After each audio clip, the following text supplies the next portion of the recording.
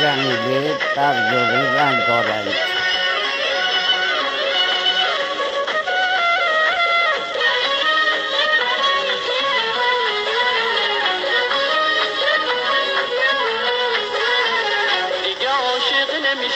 عاشقی درد سر داره، دل عاشق همیشه قصه بی ثمر داره.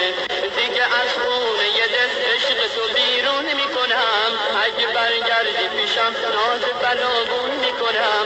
به تو میگم که دیگه خونه دل جای تو نیست، دل دیوونه من عاشق و شیدای تو نیست، دل دیوونه من عاشق و شیدای تو نیست.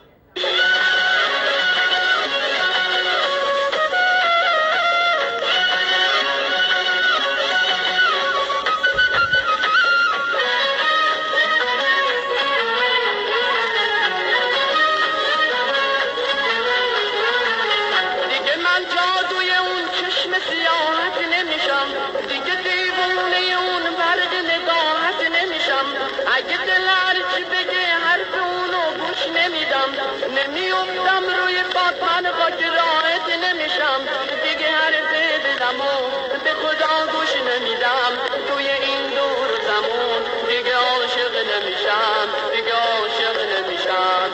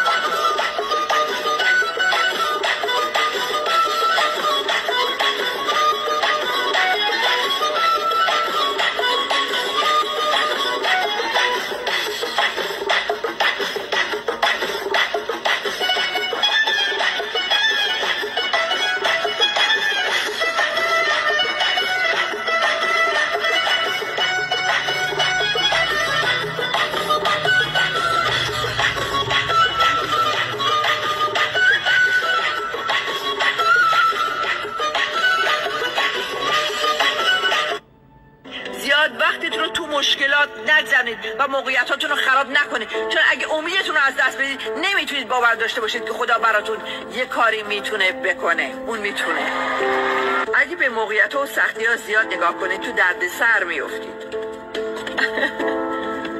اگه زیاد به خودتون نگاه کنید تو درد سر میافتید. اگه به ضعفاتون زیادی نگاه کنید تو درد سر میافتید. از تمام اینا که فکرتون رو منحرف میکنه روتون رو برگردونید.